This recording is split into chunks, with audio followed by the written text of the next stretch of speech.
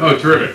So, delighted to be here. I suspect the war in Iran is in the front of everyone's mind, and I want to assure you I will say some words about it at the end. I'll get there by building a number of pieces of the puzzle together, but I'll save my specific remarks about that at the end.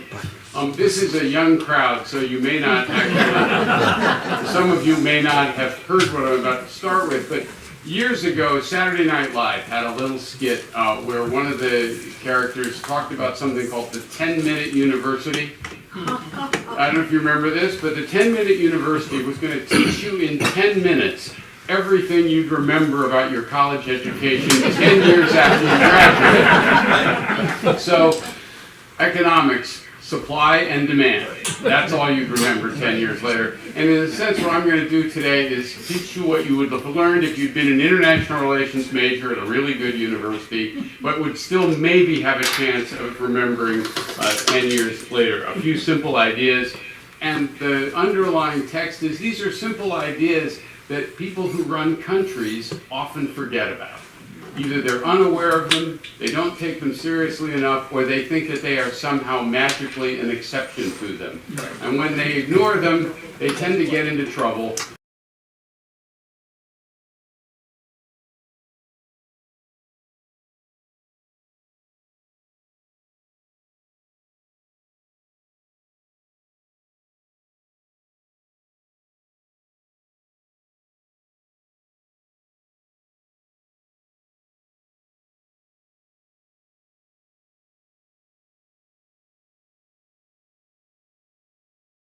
As I said, I'll close with some comments on the situation with Iran. So let me start with balance of power.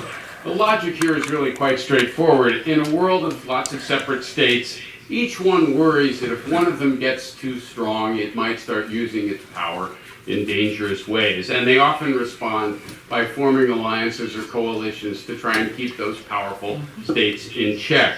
That tendency gets stronger if a powerful state is nearby, you worry more about it. If it seems to have aggressive ambitions, you worry more about it, you try to take action against it. If it's building lots of military capabilities that are directly threatening to you as well. Pretty simple idea, and you can think of lots of examples through history of states coming together to balance a threatening power. Yet, interestingly enough, the people who run countries often forget about this. So, Henry Kissinger, right, when he was National Security Advisor, kept insisting that if we did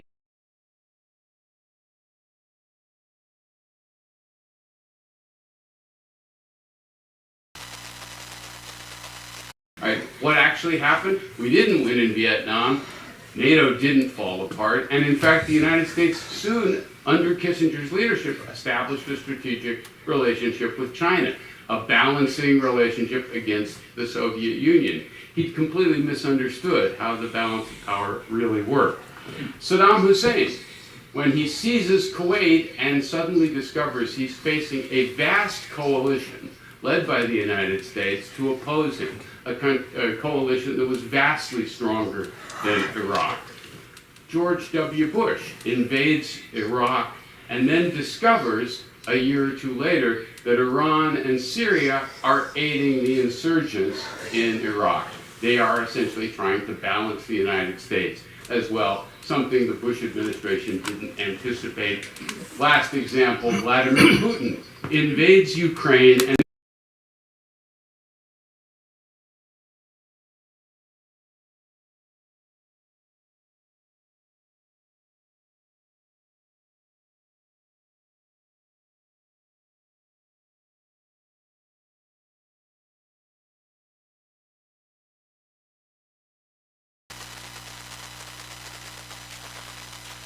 finally, even the United States may not be immune to this tendency. We've been very fortunate. Countries generally don't form big coalitions against us. But if you remember the speech that Prime Minister Carney of Canada gave at Davos this year, he's basically saying medium powers have to start working together.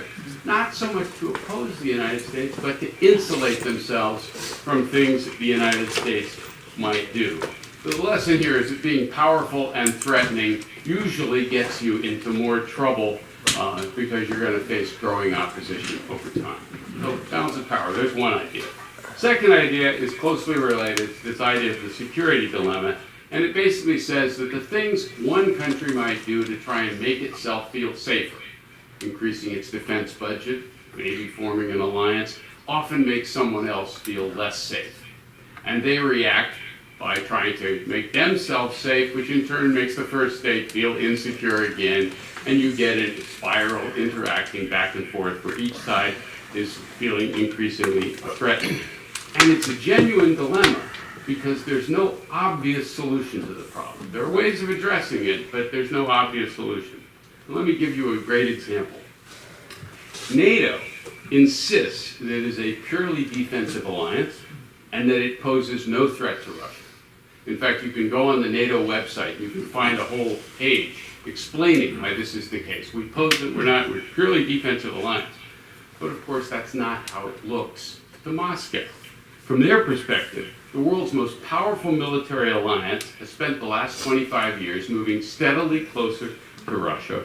And then in 2008, the United States proposed issuing invitations to Ukraine and Georgia to join the alliance, over the objections, I might add, of other NATO members who didn't think that was such a hot idea.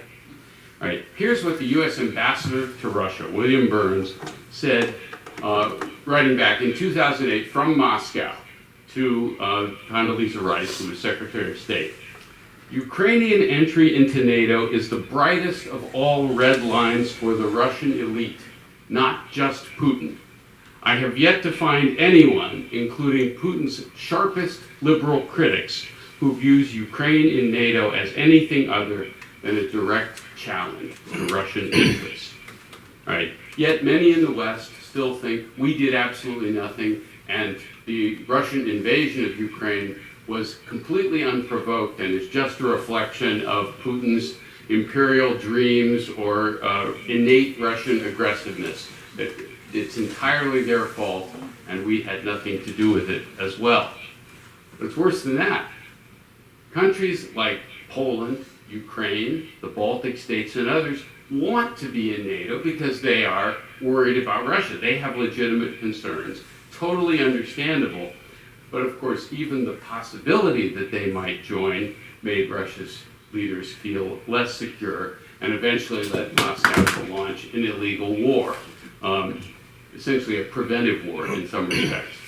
So here's the dilemma. Does that mean, well, to avoid this, you just accommodate any country that might have a grievance? You appease them? No, it really is a dilemma. States can't guarantee their security by unilaterally disarming.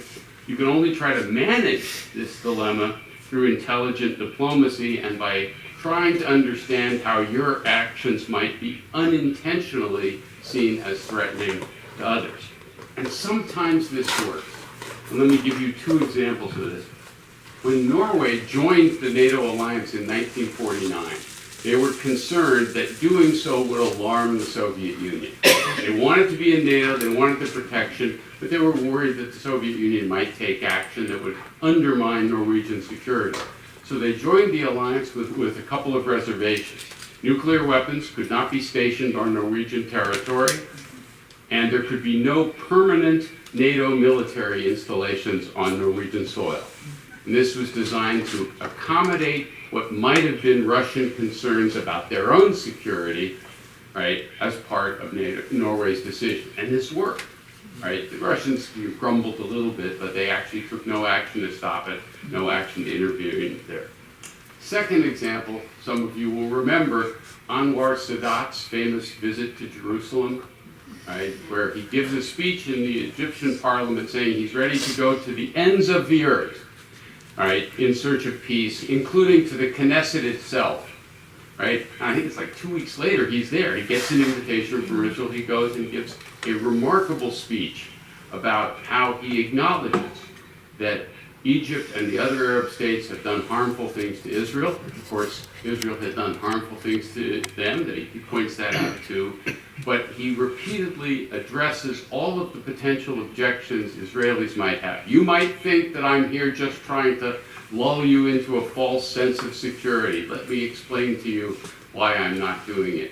And it's also was credible. It worked because it was such a risky move for Sadat. In fact, he ultimately pays with his life for it. But Israelis could take it seriously because he wouldn't have taken a chance like this if he didn't really mean it. So you can sometimes address a security dilemma in that way as well. Third concept, nationalism.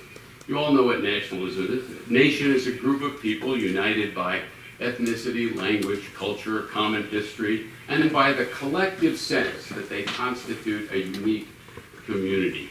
And the doctrine of nationalism says that groups that form a nation should be able to govern themselves, should be politically independent.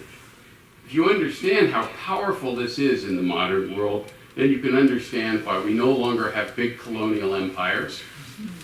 People in the colonies wanted to govern themselves. You can understand why opposition to immigration is rising in lots of places. People worry that somehow their cultural identity will be diluted. You can understand why Brexit happened, even though many people pointed out that the economic consequences were going to be quite severe as well. Yet time and again, leaders fail to appreciate just how powerful this force is. George W. Bush again assumes that Iraqis are going to greet us as liberators and that Afghans would welcome the NATO occupying forces. Some of them did, but not all of them. They didn't want to take orders from a bunch of foreigners occupying their country. Vladimir Putin, it seems to me, underestimated the ferocity of Ukrainian resistance to the Russian invasion, because Ukrainians had no desire to be subordinate to Moscow again. They tried that once, didn't enjoy it very much. Similarly, why is Prime Minister Carney Prime Minister of Canada now? Because yes, the Conservative Party in Canada was 20 points ahead in the polls, and Trump started threatening Canada, and Trump started saying, maybe we should make it the 51st state. And the Conservative candidate was kind of a Trump-like candidate, and immediately the Carney campaign began running what was this, the famous Elbows Up campaign. There was a famous TV ad with Mike Myers, basically exploiting Canadian nationalism, which reacted very strongly and elected a liberal prime minister as well. You've seen this in some other countries as well. President Lula in Brazil has actually seen his popularity go up the more he defies whatever pressure the Trump administration has put on them, something, again, I don't think Trump anticipated as well. The point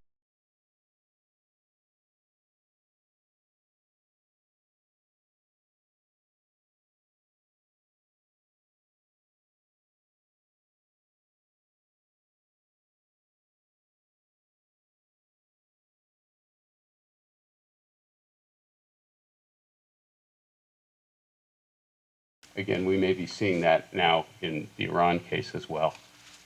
All right, number 4, misperception. Countries put a lot of effort into trying to understand each other, trying to figure out what's going on in their heads, what are they trying to do, what are their aims, and they still don't do a very good job of it. And there's several reasons for it, and I'll try to cover this pretty quickly. One reason is that we don't actually, as humans, don't process information all that well. We don't update our beliefs quickly enough. So once we've formed an impression of another country or another leader, even if we get information that's contrary to that impression, we tend not to update fast enough. We don't readjust our thinking. So in 2002, 2003, before the Iraq War, we were convinced Saddam Hussein was a liar, that he cheated, he didn't ever tell the truth. So when Iraq is telling us we've gotten rid of all of our weapons of mass destruction, really, they were in fact telling us the truth, but we didn't believe it. There was lots of evidence that they were telling us the truth, but we didn't believe it as well. Second problem, this comes again out of social psychology. We tend to see our own behavior. What we do is determined by the circumstances that we're in. We're reacting to the situation we find ourselves in. We tend to assume that other people are just reacting the way they want to. Notice, their behavior is a reflection of their character or their desires or their wishes. Our behavior is just what we're being forced to do by circumstances. Now, translate that into foreign policy. If we have a problem, it's your fault because you have latitude, you have agency, you're just doing what you want to do. I'm just doing what I have to do, what I'm forced to do by you. It's your fault, not mine. Of course, that's going to be going on both sides as well. States, again, misunderstanding each other as well. And then finally, there's this sort of classic problem. I think we're seeing this in spades now. Humans, we're social animals, and most of us actually like to get along, especially with our immediate associates as well. Facing pressure to conform, individuals may go along without expressing their reservations. This is known as groupthink, right? And unless you're a part of a decision-making group where dissent is actually openly encouraged, you try to encourage people to say what they really think, there's a tendency for decision-making groups to all agree or not share dissident views very well. Walter Lippmann put this very nicely, that when all think alike, no one thinks very much. And you therefore get decisions that in retrospect, you look back at how could they have thought that made sense? And sometimes the participants will say, well, I did have some doubts about it, but nobody else seemed to, so I didn't bring mine up. All right, classic problem. So these are all sort of elements of psychology. There's actually, I think, a bigger problem for why countries don't understand each other. And that's, every country has its own national story, its own narrative. It tells itself about the past, and these tend to be pretty self-serving. Americans, we like to think of the moon landing and victory in World War II and the Marshall Plan and all the great things this country has done, and there are plenty of them. And we don't like to think that hard about the less desirable, less admirable parts of our history as well. Vietnam, slavery, things like that. When two states that have very different beliefs about the past, their historical narratives are radically different, they may not understand why the other side is acting the way it is. Why what appears to be irrational or dangerous or hostile is merely a reflection of that they have a different version of past events. So when we think about Iran in the United States, we think about the Iranian Revolution, we think about the hostage crisis, we think about crowds chanting death to America. When Iranians think about it, they think about the 1953 coup where we overthrew the government. They think about the support that we gave to Iraq during the Iran-Iraq war. So they have a different version of the past. And it's not like our version's right and their version's wrong. Both versions have a degree of truth in them. But when the two societies then try to talk to each other or understand each other, we're starting from a very different evidentiary base. You could argue the same thing about the current war in Ukraine, that Russia claims, with some validity, that the United States promised at the end of the Cold War that we would not expand NATO beyond Germany. Some validity. The United States, US officials, I actually have a nasty letter from James Baker disagreeing with something I'd written on this point. We claim that we made no such promise. And there's some basis for that too. We didn't ever put it in writing, and the Russians never asked us to put it in writing, which was a mistake on their part. So both sides have a version of events that's at least partially true. They think we broke a promise. We think we did no such thing, and that their objections to this are just self-serving propaganda. And the big lesson here is that people who run countries should always be asking themselves, do I really understand what they're doing? Is it possible that they don't understand what I'm saying? Even if I'm telling the truth and I'm being as clear as possible, is it possible that my message isn't being received properly? What can I do that might make it clear how I see the situation and why I'm doing what I'm doing? Last but not least, norms and institutions. World politics is a little different than domestic politics because there's no central authority to impose order, to maintain peace, to enforce an agreement there's no world government of any real power. It's not, however, a complete anarchy, a world with no rules. States, in fact, need lots and lots of rules, hundreds, thousands of rules to regulate all of the ways that we interact. Just think of international air travel. Planes cannot fly from country to country without lots of rules about how this is managed. For example, that English is the default language of air traffic control. Right? Now, you can think about it. A country could suddenly say, we no longer want to follow any of those rules. Right? We're going to use Urdu as the language of air traffic control in our country. What would happen? No airlines will fly to that country immediately because it wouldn't be safe. That's just one illustration. There are lots of rules regulating global trade, the movement of capital across borders, the way in which we allow travel to happen in other ways, passports and things like that. It's unavoidable. You need to have rules.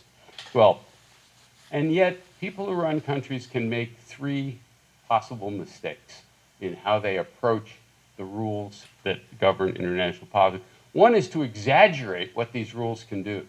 To believe, for example, that the United Nations can stop major powers from doing what they want. Now, it's asking too much of the institution. In fact, the United Nations was set up in such a way so that it couldn't do that because the major powers didn't want it to be that powerful. So that's one example. You could also make the opposite mistake. You could underestimate the benefits of a particular set of rules or institutions without appreciating how valuable they are. Give you one that's in the news today. There's been a pretty well-established norm for over a century against assassinating the leaders of other countries. Right? Go back 500 or 600 years ago, this was actually a pretty common practice. You wanted to solve a problem with the neighboring principality, maybe if you can take the prince out, you can solve your problem. There was no great stigma against it. But over time, a pretty powerful norm emerged so that countries didn't try to eliminate heads of state, not even in World War I or World War II. Right? The Allies never tried to kill Hitler. Germans did, but not the Allies. And over time, that norm is starting to erode. Right? There have been various examples in the past, and of course, most recently, the United States quite openly and deliberately killed the head of state in Iran. Right? So this norm is almost gone now, and I believe we may wake up in a world that we don't like as much. It actually looks more dangerous in part because we've legitimated this tactic, and we won't be the only ones using it. And it won't just be people who might actually try to go after American leaders. You can imagine of the 192 or so states in the world, some of them may start trying to solve their problems in this way. And my sense is this is not necessarily a world we're going to enjoy as much. We didn't put as much weight on the value of that particular rule. Third problem is ignoring the reputational consequences of breaking the rules. We all know that states are going to, when they have to, violate agreements that they've made, tear up treaties that they've signed, etc. But if you do it too often, right, you lose trust. People will no longer want to make an agreement with you because they don't believe you're going to stick to it. And they might make an arrangement that's less favorable with some other country, but if they think that that other country is at least going to abide by the agreement, that might be preferable. So there are reputational consequences to violating rules too often that states can also suffer as well. So I want to address one final issue that leaders often forget, and that's that it's usually much easier to start a war than it is to end one. There are lots of examples of this. We just look at, say, the Napoleonic Wars, World Wars I and II, the Korean War, Iraq, Afghanistan, the current civil war in Sudan. In all of these cases, the people who started the wars thought they were going to be short, quick, easy, and cheap, and they were wrong. They ended up lasting far longer than these people thought. And by the way, even in the cases where they were successful, they ultimately proved to be victorious, the price was much higher than they expected at the very beginning. The question is why? Well, I've already mentioned some of the reasons why. Nationalism. It's hard to know in advance just how fiercely your opponent is going to fight. And the people who start wars usually underestimate it. They convince themselves that the opponent is weak, is irresolute, isn't really going to fight very hard. And that makes sense. If you knew in advance that an opponent was going to fight like tigers to defeat you, right? You might think twice about whether or not this is a good idea or not as well. Once a war is underway, the problem of sunk costs begins to enter in. Families who have loved lost ones don't want to hear that those sacrifices were in vain, so leaders may feel they have to fight on, or they may actually even have to increase their war aims to make the losses seem worth the gains as well, make these sacrifices worth something. Also, the people who start wars, once you've started to suffer consequences, aren't going to want to admit they made a mistake. They now have to keep fighting in order to achieve something that they can call victory and that actually looks like a convincing victory as well. Third thing, once a war begins, whatever the relationship was between the two sides before it began, it's going to get worse. The feelings of hatred, suspicion, lack of trust, desire for vengeance, all of those things are going to increase, which of course then makes it harder to actually end the war or negotiate peace settlement at the end. So, obvious case, whatever Russians and Ukrainians thought about each other before the war started, their attitudes are going to be much worse now. Their ability to trust the other, to abide by a peace agreement if we ever get one, is going to be much lower.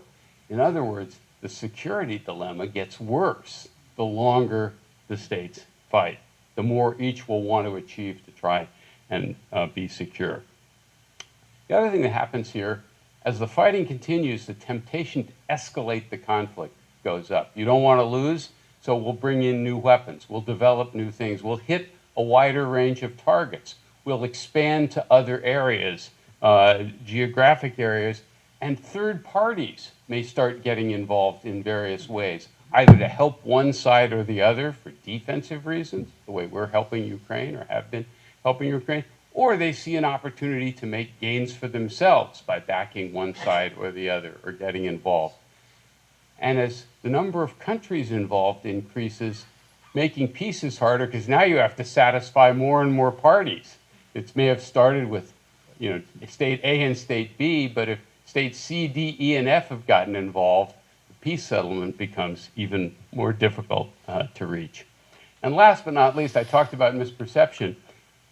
Oddly enough, you would think in a war is when you really want to be clear-eyed. You want to calculate very carefully. You want the best possible information because the stakes are so high. But it turns out the fog of war actually gets thicker as the fighting proceeds. Both sides, there's censorship, right? It gets imposed. Propaganda gets issued by governments. Leaders will keep announcing that they're winning in various ways. Anybody who questions the war effort or proposes peace talks may get denounced as a traitor. People inside the government who think it's a bad idea get forced out as well, so it's only loyal supporters of the war who stay in there. Military commanders, even if they oppose the initial decision to go to war, aren't going to want to stop until they've actually achieved a victory, because who wants to be a military commander who lost a war as well? What I'm suggesting here is that the problem of misperception actually gets worse the longer a war goes on. My favorite quotation of this is from Prime Minister Lloyd George of England during World War I, who said to an aide in 1916, if the people knew what was going on over in Europe, this war would end tomorrow. But of course, they didn't have an accurate picture of what was going on, and the war continued for another 2 years.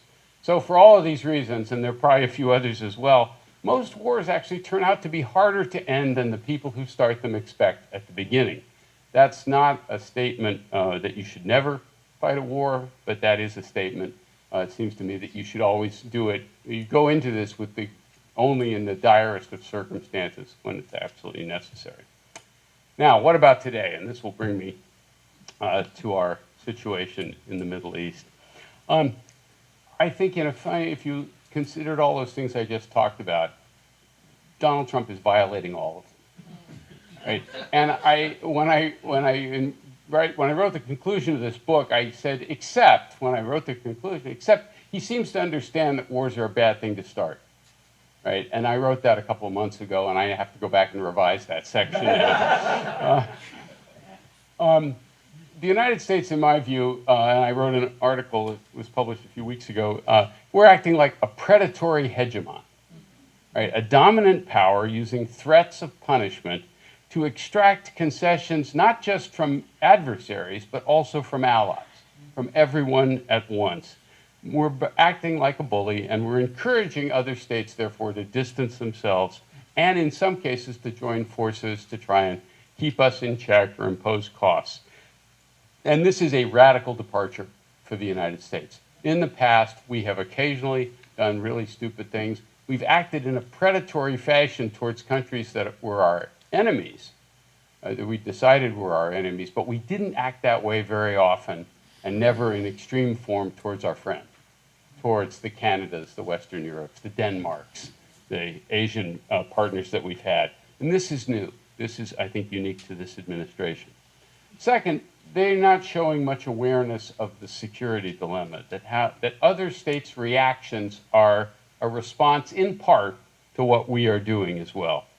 Many people in the United States believe Iran hates us for no reason whatsoever, even though the United States has repeatedly rejected Iranian efforts to improve the relationship, and we've inflicted great harm on them, far more harm on them over time than they have inflicted on us. And that's not a defense, by the way, of either the clerical regime or some of the things it has done. It's just to say that we may have had something to do with some of the things we don't like. I think this is an administration, as I said before, that doesn't appreciate the power of nationalism, which is why they're surprised every time a country stands up to them, or resists efforts at coercion, as Iran is doing now. And of course, it is a decision-making team of like-minded loyalists where all really does think alike, and no one's thinking very much. Last but not least, very important, a total disregard for rules and norms and agreements, both at home and abroad. Right? And I think that's actually a consistent feature of President Trump, even as in his business career. Just not a guy who likes rules very much. So you put all this together, and it explains, or at least help us understand, why the United States has once again entered a war that will be harder to end than it was to start. Iran is not caving, and Iran has every incentive not to do it, to make us pay as big a price as possible. They have to prove that, to us, that we can't coerce them. There are limits to how much we can pressure them.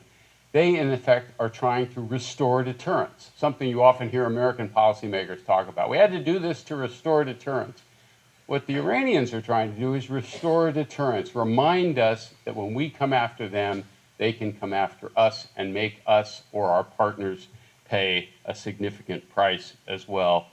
And by the way, if you were an Iranian, why cut a deal with the United States at all? We had a deal back in 2015, and it was the United States that tore up the nuclear deal before. In fact, the late Ayatollah Khamenei, when asked once why he was no longer interested in negotiating with the United States, he responded to the interviewer saying, it's very simple, experience. Right. So the war is now expanding horizontally, as wars tend to do. We attack Iran. Iran has responded by attacking a bunch of our friends in the region as well, to get them to be upset with the United States and to put pressure on us to end it. And of course, Iranian nationalism is now at play as well. We've killed the supreme leader, which is upsetting not every Iranian, but some. We've been destroying some of their cultural sites as well. There was an article in the New York Times today about how this is triggering Iranian nationalism. And of course, when you kill innocent civilians, it tends not to immediately make the rest of the population happy about the country that's doing it. All right. And finally, last but not least, in this case, we started it. Right? We can't even claim that we were provoked by a particular Iranian action as well. We are violating the norm against assassination, as I said, setting a dangerous precedent. And what's perhaps most worrisome is at this point, we don't have a lot of good options in front of us. We can double down and continue things. I don't know what your 401k looked like today, but mine's not quite as good as it was. Or we can admit that it didn't work, which is also not a particularly attractive outcome here. So let me just remind you of something that Winston Churchill wrote. And he was not a dove by any means. But he once wrote something that Trump should have paid attention to. This is what he said: never, never, never believe any war will be smooth and easy, or that anyone who embarks on that strange voyage can measure the tides and hurricanes he will encounter. The statesman who yields to war fever must realize that once the signal is given, he is no longer the master of policy, but the slave of unforeseeable and uncontrollable events. That is not an argument for never using force, for never going to war at all. It's an argument for being extremely careful and trying to do as good a job as possible of anticipating all of the things that might go wrong. So let me just sum this up very quickly, and then we'll have time for lots of questions, I hope. My contention is that if leaders of more countries, not just the United States, took these ideas more seriously, kept them in mind, they would make fewer costly blunders, and the world would be somewhat more peaceful. They would still make some mistakes, and there would still be lots of trouble in the world, but it'd be marginally, maybe even more than marginally better. If leaders understood the balance of power, they'd recognize the risks of excessive ambition, and especially acts of aggression. If they understood the security dilemma, they'd look for ways to make themselves secure without threatening others unnecessarily. If they understood the power of nationalism, they'd go to great lengths not to provoke a foreign population or occupy a foreign country. If they understood the many ways that states misunderstand each other, they might do a better job or work harder at explaining the reasons behind their actions in ways that others might be able to understand.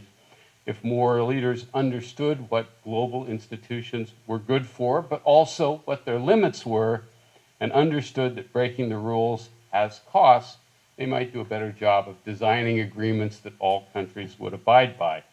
These, again, to repeat, are not a formula for perpetual peace. It's some guidelines that could give us a somewhat more peaceful world. If more world leaders understood them, didn't forget them, and didn't think they were an exception, given the current state of the world, I would settle for something better, even if it's less than perfection. Thanks very much. I look forward to questions.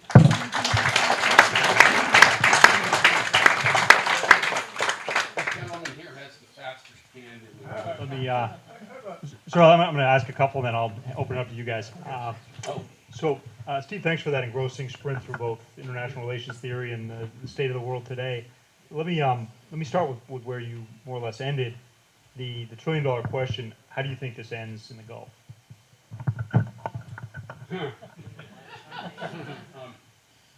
I actually think it'll end by. Oh, sorry. I believe it will end with the United States declaring victory and ending and stopping it. And one of the interesting things that the administration has been criticized for is that not stating clearly what the objective was. And there have been about 15 different objectives that have been laid out as possibilities here. We're trying to obliterate their nuclear program, which we obliterated last summer. That the objective was to get rid of the supreme leader, that the objective was to remove Iran's support for Hezbollah and others once and for all. There are a whole series of different possibilities. And the advantage from the president's point of view of putting out a bunch of different possibilities is if at some point you decide you want to end it, you say, well, this was my real goal, we've achieved it, whatever thing you can point to, and that's it, we're done. So I think that's how this ends. But again, the other side gets a vote here too. And so we can say we're going to stop military operations, but Iran might continue in some ways to remind everybody that they have these capabilities. I don't think they want to go on much longer, but they do want to send a message to us and especially to the rest of the countries in the Gulf, because the next time the United States or Israel's contemplating something like this, they want to be able to call up and say, remember what happened last time? Right? And again, they're not happy with what Iran is doing, but they're also not happy that we got them into this position without having thought very long and hard about what the consequences would be. One last point here.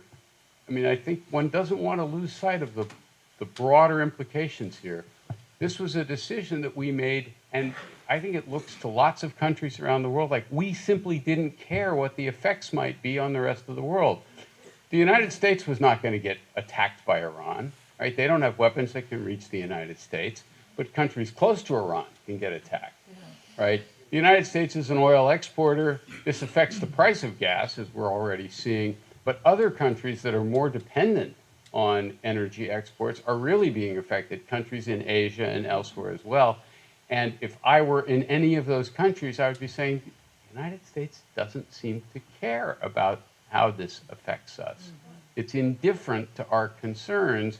Maybe we need to rethink our relationship with the United States, at least in some ways. And that's, I think, long-term consequences here. Do you think that, to follow up on that, do you think that and broader dysfunction in U.S. foreign policy, do you think that has any meaningful effect on big powers in Asia, on the Japanese, on the Australians, and other countries that are looking at the Chinese with one eye, but then also looking at events like what happened in the Gulf in the direction of U.S. foreign policy and reorienting on the Western Hemisphere? So trying to organize serious opposition to the United States is really hard to do for several reasons. One, we are, in fact, a long way away from most of the world, and therefore most countries around the world are worried more about problems closer to home. And for that, we're actually a useful ally. Right? That's why countries in Asia have wanted to be our partners for a long time. But we have to do a lot to provoke serious opposition in other parts of the world. There's also a big collective action problem because the United States is so much bigger than everybody else is.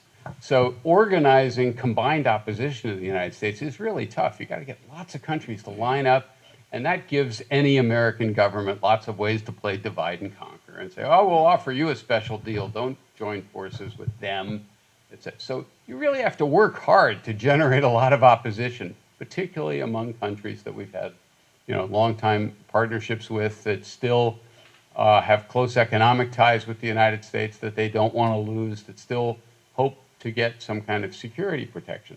So I am not predicting or wouldn't expect people reacting by, oh, we're going to form a big anti-American version of NATO and contain the United States the way we tried to contain the Soviet Union and did so pretty successfully. I don't think that's going to happen. What's going to happen instead is other countries are going to start de-risking. They will diversify their economic ties to the extent that they can. That is already underway. They are going to be less willing to make adjustments in their policies because we request that they do, less willing to compromise. They will, in some cases, I believe, want to distance themselves a little bit. The United States is doing this, but we aren't involved. Didn't use our territory, didn't help as well. So over time, America's ability to get cooperation from others will erode. Our ability to do business with some parts of the world will decline somewhat, not disappear, etc. And I've sometimes said that this could be a little bit like, the famous Hemingway definition of bankruptcy. How did I go bankrupt? Gradually, then suddenly. Right? That American influence and power in the world will not disappear immediately, but it will erode gradually, and there will be a point at which we sort of wake up and say, boy, we're just nowhere near the position of geopolitical influence that we had, say, for most of my lifetime. That's what worries me most right now. In that same vein, how do you view how countries in the Southern Hemisphere are going to react in our hemisphere? Are they apt, and painting with a really broad brush here, do you think they're apt to sort of accept a more vertical and U.S.-driven order that's sometimes enforced with force or threats of force, or are they increasingly turning even more economically towards China and look for other alternatives? Well, there's no question that much of Latin America now has pretty extensive economic ties with China, and they want to continue them for purely economic reasons. It's beneficial for them in lots of different ways. And if you read the U.S. national security strategy that came out a month or two ago, it actually suggests that one of our objectives in dealing with Latin America is to persuade those countries to sever their economic ties. So we're essentially saying, not only can you not have, say, Chinese military bases or things like that, and China doesn't have any and doesn't seem to be wanting to get any right now, but we don't want you having Chinese companies invest in your economy, we don't want you to trade with China, etc. And notice what we're basically saying to these countries is, You have to stop doing this, even if it's good for you. And that means we're now responsible for the economic health of these countries, right? So if we are able to persuade them or coerce them into doing this and then their economies tank, they blame us as well. So I think this is not likely to work. There's a nice op-ed actually in today's New York Times by Osvaldo Stonkel, who's a very smart Brazilian political scientist, saying that Latin American countries are actually extremely good at nodding and telling Washington what it wants to hear, and then getting the next pile of investment from China or sending the next set of exports off to the Chinese market. And I think we'll see a lot of that. And in fact, we will see that in lots of other contexts as well. When you're acting like a predatory hegemon, the other thing weaker states do is they promise to do something and then they renege, or they shirk, or they drag their feet, or they delay. There's 192 countries out there. Keeping track of what all of them are doing is really difficult work. Just to illustrate this, so some Asian countries, South Korea and Japan both, in order to deal with the tariff problem, they agreed to invest in the American economy. I think the Japanese promised, several $100 billion of investment in American companies. Not if they wanted, this is not something they wanted to do. If they wanted to do it, they would just have done it, right? If it seemed like they did this to sort of buy off the Trump administration. But they didn't just write a check and hand it over, right? This is a pledge of investment that will take place over 5 to 10 years. And I'd be willing to take a bet that, if we come back in 10 years, a lot of those investments ultimately didn't get made because they were dragged out in various ways. Things change. So countries that are being pressured often get very creative about how to say yes now and say no later. If any of you have ever raised children, you know what this problem is like. So let me open it up here. For those watching at home, if you go to the World Affairs Council of New Hampshire website, and there should be a button there for the Slido app to submit questions. So, sir? The question of starting a war is easier. I look at it, there's actually three parts to it. Iraq, the United States, and Israel. Israel doesn't seem to want to stop the war as quickly as Trump might want to stop the war. So what are the dynamics? If Trump wants to stop the war, comes up with some excuse and say, I achieved the 16 objective. But Israel said, no, we want to do this. And then Iran is saying, well, okay, it may be in our best interest to continue this war. Maybe not here, but we have lots of influence with terrorist cells around the world that can inflict a lot of pain on our interests. How do you see that dynamic? Let me just summarize for the folks at home. Gentleman's question was about there being three parties to the war, the U.S., Iran, and Israel. And if the U.S. decides to declare victory and go home, do the Israelis keep fighting? And is there Iranian-Israeli confrontation, either directly or intermittently or through other proxies? So I'd say several things. First of all, one does have to understand that this war ultimately began in part because the Israelis said that they were going to go attack Iran again. And at least according to Secretary of State Rubio, we decided to join in because we felt we had to back the Israelis if they were going to do it. This is the first time this has happened in a long time where we actively are participating in another country's war at their initiative. Now, then the question becomes, well, what happens if the interests begin to diverge? We want to end it, and the Israelis want to continue it. We have the ability to stop the Israelis by basically saying, well, you're not going to do it with our weapons anymore. We're not going to send you any more bombs, any more missiles, whatever. And if we're really unhappy with you, there's lots of other ways we could put pressure on you as well. But no American president going back to John F. Kennedy has been willing to do that. Right, and there was some speculation early on that Trump would be like the first American president who would because he didn't care, didn't have he wasn't like Joe Biden who had this deep emotional attachment to Israel, or claimed to as well, that maybe he would be different, and that's proven not to be the case.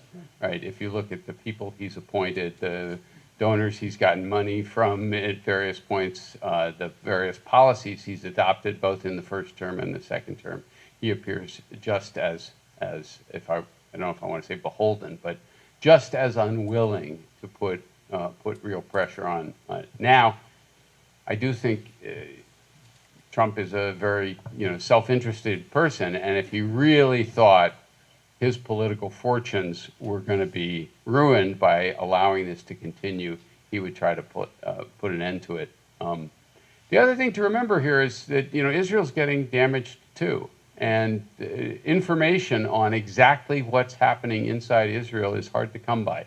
They've censored a lot of things coming out of there as well. But it's possible that actually the Netanyahu government will decide that enough is enough at some point, and maybe go back and do it again. I do think their objectives here, though, is essentially, and some Israeli officials have effectively said this, they want to do so much damage to Iran that it is never a problem for them again. And I think that's impossible. Yes. Is now the time for China to invade Taiwan? Question is now the time for China to invade Taiwan? Yeah, I was talking to one of my students about this very question this morning.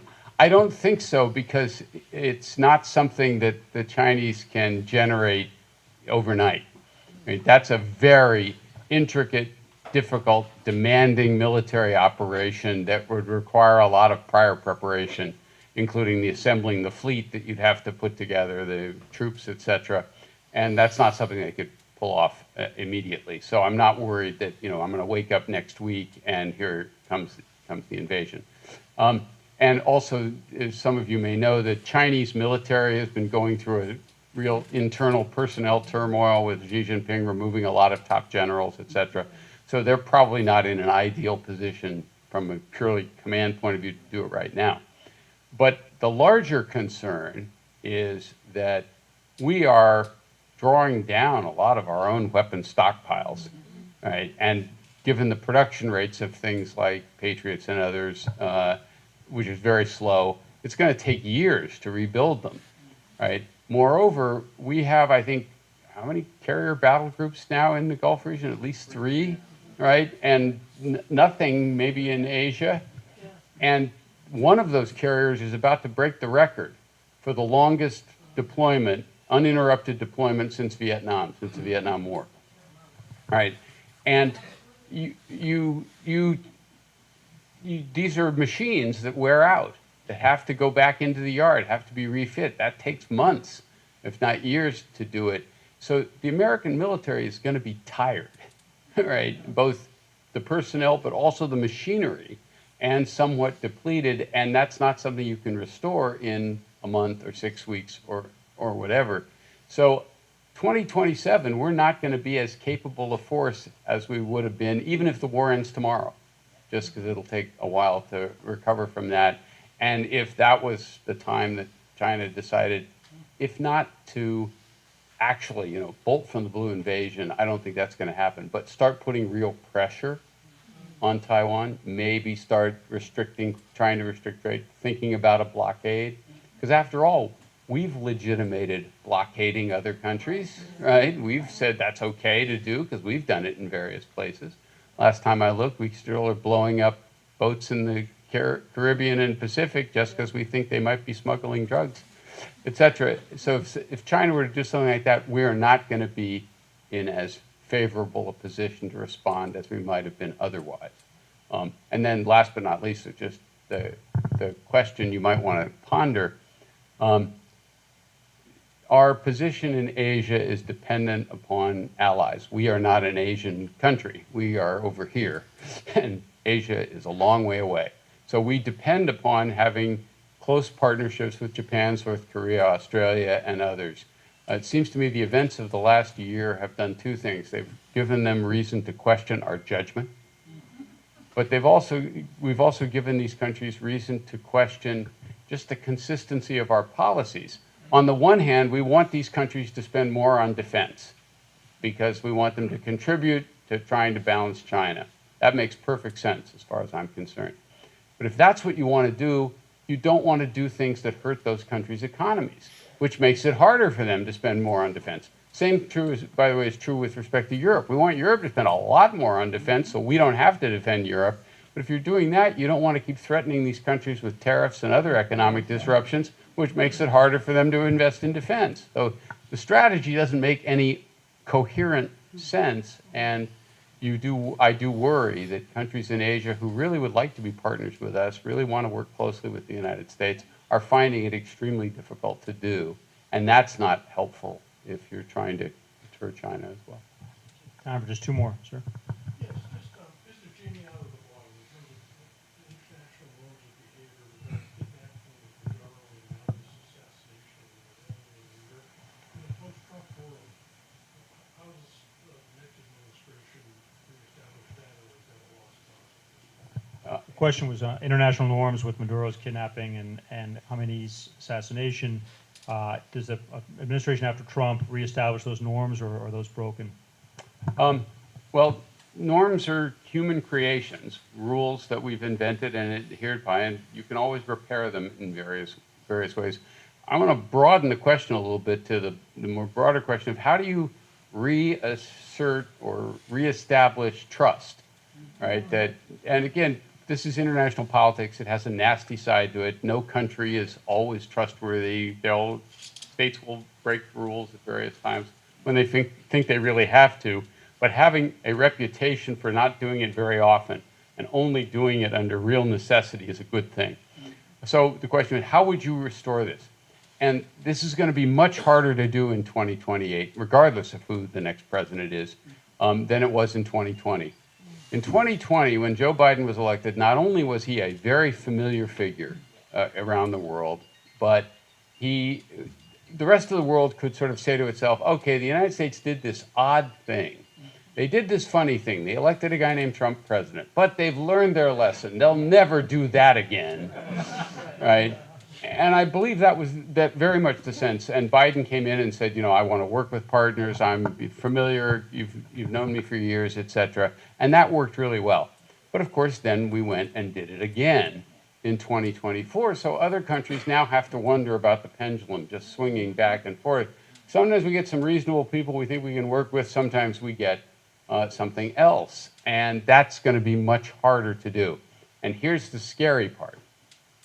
One of the ways you could, in theory, reestablish better relations with the rest of the world post-Trump is by holding people in the Trump administration strictly accountable for breaking the law. Not for policy disagreements, things they did that you might disagree with. That's okay, that's politics. But criminal acts actually do something we hardly ever do in this country, which is holding high officials responsible for breaking the law. You could do that. And that would be a way of signaling to the rest of the world, look, we really do think this was bad and we want to hold these people accountable. That's how we're, first of all, reestablishing some norms here in our country, but reminding the rest of the world that we have some standards here. It's not just, you know, get out of jail free card no matter what you do. All right? It would have been nice if we'd done that with some other people. By the way, both parties. I'm being bipartisan here. There are people I would have sent to jail in both parties. The difficulty is, the more clear you make it that that's what you're going to do in 2029, the greater incentive you give the current incumbents to stay in power forever. Because they don't want to face the possibility of criminal action. It's the same position that lots of other autocrats have found themselves in, or would-be autocrats, that they can't leave office because that's personally risky. Netanyahu's one, Erdogan in Turkey, Orban in Hungary, etc. This is the sort of standard problem. So, not clear you want to announce that that's what you're going to do in advance, because it just gives the incumbents an incentive to hang on to power by any means necessary. Sleep well tonight. Sir, in the back, second in the back there, seated. Yeah, so my question sounds maybe a little naive now, but after you summarize every rule that this current administration is not adhering to, what would you explain to somebody from abroad, for example? What's motivating them? What's the motivation of our current administration Is it whatever Trump thinks of sitting on the toilet with his phone? Question is, what is motivating the current administration? Is it really that? I mean, is it really It's obviously that. that's what I'm trying to see. But it's obviously, to me, when you read the news, you your standpoint as a political Yeah. analyst, so what would you say? Because it's scary if this is true. I mean, I don't agree with you, but it's so shockingly different that I just wonder if there is anything Yeah. anything else maybe. So first of all, there are different views actually within the administration on foreign policy, different schools of thought, different emphasis. The president is clearly driving the train, and there's not real opposition. His decision, I think, are the critical ones in lots of ways, but there are different objectives depending on who you're talking to in the administration. Just sort of be aware of that. But I do think it's motivated very much by a sincere, I think mistaken, but sincere set of beliefs that America's relations with the rest of the world are foolish, bad. The rest of the world's been taking advantage of us, ripping us off, to quote the president, stealing us, and we've got to reverse that. And furthermore, a lot of the policies we've adopted in the past, encouraging greater openness, encouraging people to come to the United States, etc., that's just let all the wrong people in and are slowly diluting it. There's the attack on Europe as a representative of wokeness and that they're facing cultural extinction, right, because they've allowed too many people who aren't Europeans and Christians and all that stuff into their society. But deep down, it's almost a set of grievance that we've somehow allowed all these other weak countries to take advantage of us, and we're going to take advantage of them now. That's part of it. I think the president has a worldview across the board. All human relations are basically between strong and weak, winners and losers, and if you're the strong, you impose your will upon the weak. If you're the weak, you accept it, because you have no choice. It's very much transactional. I can make an agreement tomorrow and I can break it the following day if it's to my advantage to do it. No concern about long-term reputation. You'd think he would have learned better, because one of the reasons he had to go into reality TV is he couldn't get people to loan him money anymore because he would never pay them back. And eventually he got a reputation for being a bad risk, so he had to find an alternative line of work, and that didn't penetrate. No, I just got away with it. Look, I got a new career, and now I'm president. And then finally, I think part of what's driving it is the sense that they don't think the rest of the world can really stand up to us. Right?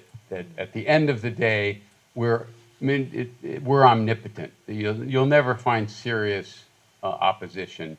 And I think that they're now maybe discovering that even a relatively weak country, and compared to the United States, Iran is not a powerful country, but even a relatively weak country can pose a surprising set of problems, right, for the United States, and maybe we're not quite as omnipotent as Trump liked to think. But I share your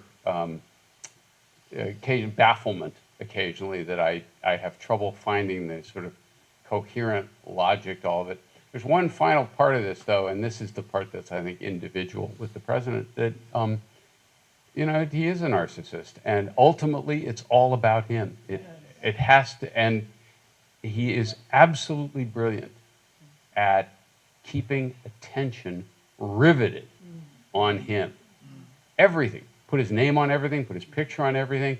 The tariff policy, the one the Supreme Court struck down, was wonderful because in order to know what the tariff was, you had to sort of call up the White House and ask the president, is it 12% today? Is it 43%? If he announced it was going up, he got headlines. If he announced it was going down, he got headlines. He's always got the headlines. One of my colleagues put it that the president is like a laser pointer on a screen, and we are just following it. We're like, it's quite remarkable, and it's part of the governing strategy. What they call flooding the zone. That I'm going to do something outrageous every week because by the time you've taken aboard what I just did, you'll have forgotten about what I did 3 weeks ago. Right?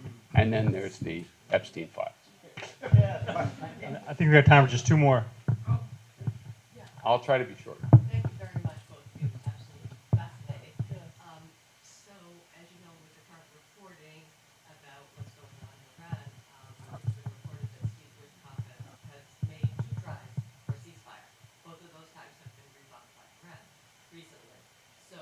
if Trump continues to come out as recently as yesterday and say, I can end the war whenever I want to end the war.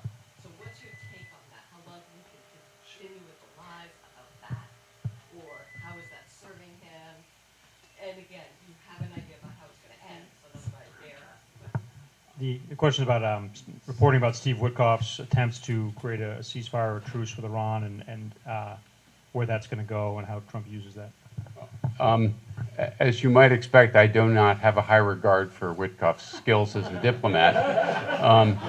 So I have no idea what credence to place on that. I mean, again, it is sort of a little bit odd that you would pick a real estate lawyer with no diplomatic experience to deal with the Middle East and the Ukraine war simultaneously, along with your son-in-law. It's sort of that.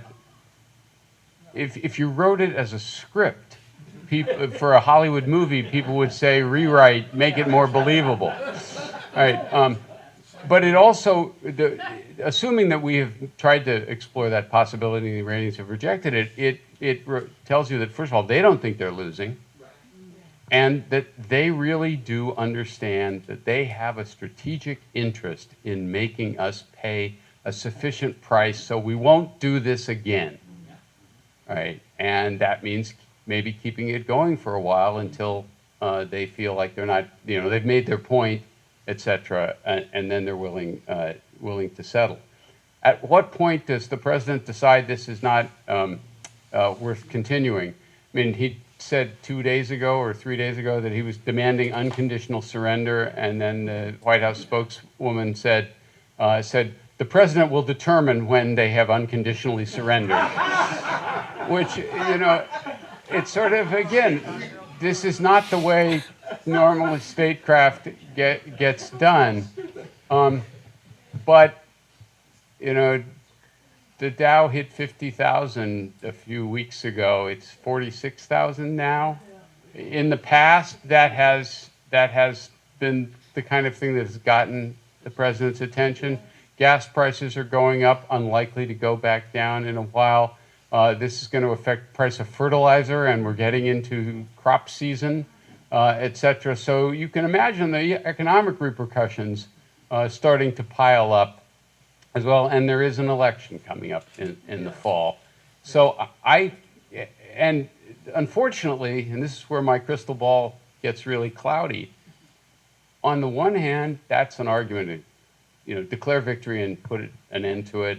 On the other hand, that's no, now I really have to show what I've achieved. I've got to do something more.